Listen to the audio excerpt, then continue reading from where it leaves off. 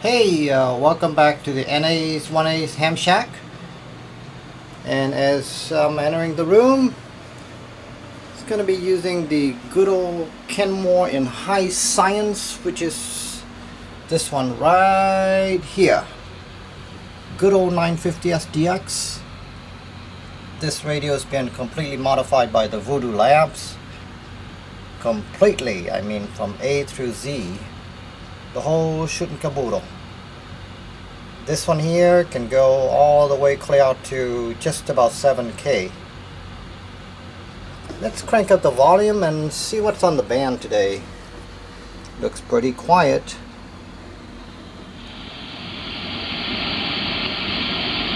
Well, indeed. Still kind of early in the morning. Let's spin the dial a little bit.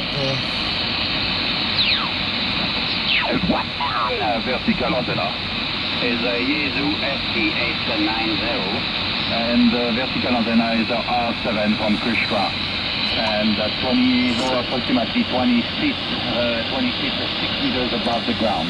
Sounds like a French station. Well, looks like we have a little bit of a DX coming through this morning. -4 degrees centigrade, -4. Let's crank on the linear amplificator. Lights on.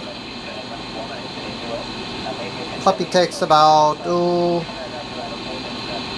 couple minutes for the two tubes to thoroughly warmed up, and should be ready to rock and roll. Delta Lima 1 Victor Charlie from Norway Alpha 1 Alpha. Very good. Excellent copy. Young, you're running S5, strength 5 here, into California. No problem hearing you. In fact, you're the only one I'm hearing right now from Europe. My working condition here this morning, it's by the way, it's about 7 o'clock in the morning here, Saturday morning in California. And working here with the Kenwood, currently using the Kenwood TS950 SDX, an old classic radio, about 25 years old, into a Kuro amplifier, and my antenna is made in Germany, called the Opti Beam. This is a 10 element 5-bander, sitting currently at about 20 meters. So back to you, Young. DO2YV from NA1A, over. This is Delta Lima 1 Yankee Charlie, the code is Delta Lima 1 Yankee Charlie, DS1. Keep messing up the guy's call. Thanks so much, Duke, for having me. I wish you a lovely weekend, you and the family, and take care a lot. Bye-bye from Northern Italy. Ciao, ciao. Ciao, ciao. NA1A, ta-ta. 7-3, India, Whiskey, 3 India, Bravo Kilo, secure DX. Okay, real good. There's a little bit of static in there now, but like I said, I was looking at the scope, and I could see that you were at least 5K wide there, and very rich as usual. So I suspected it was not the 5,000, but the 950. With people's credentials, they don't seem to have much relevant here. So you are coming in fantastic. You are in the red OM, so. Doing good. Trapezoid looks good. Kugi is outside on the porch, I think, and or under a bush or something. But I woke up and it was 59 degrees in here. 59, so still pretty chilly. Over. Okay, well, the radio is an old radio. It's an FT2000. Have a hex beam pointing towards you. About 45 feet, maybe 50 feet above the ground. And I'm using a VL1000 amplifier, running about a kilowatt right now, over. That's a nice sound there, right where it's at right now is a very, very, very good sound. And so I'm going to keep it right there. As usual, Randy is picks up stuff and understands some things that have been very helpful to me.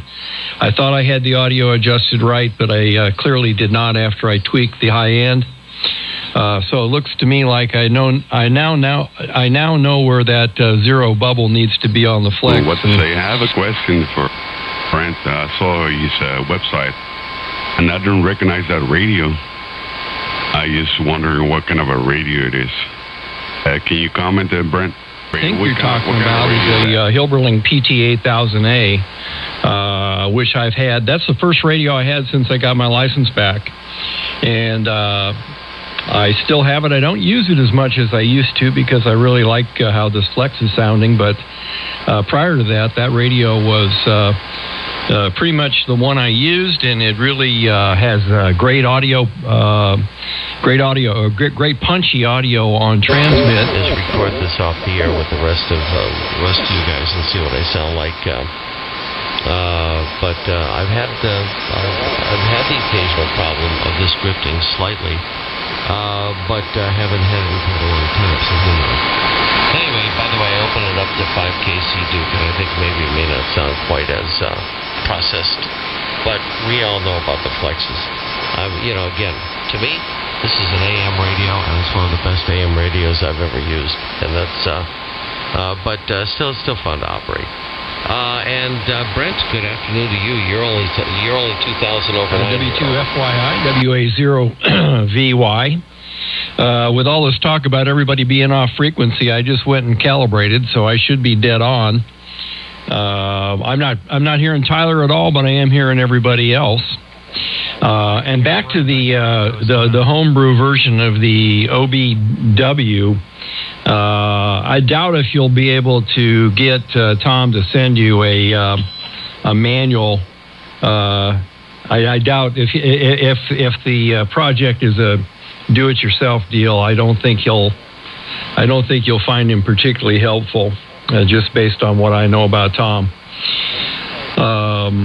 Anyway, I'm copying everybody else very, very, very well today, and everybody sounds just fine.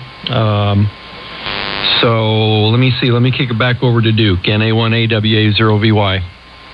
That's going to be really good. We can get, in the afternoon, we can get, well, it depends on how much effort you want to put into it. Sounds like you kind of have it turnkey by now, but I would like to do this when signals are like 20 or 30 over, which is, feasible, like 3 in the afternoon or 3 o'clock your time. Probably works out really good my time.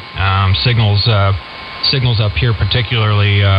Last time I was on 3:30 here, California said I was 35 over, so it definitely seems to be a pretty big shift from like right now to the afternoon time. But yeah, whatever. It's cool.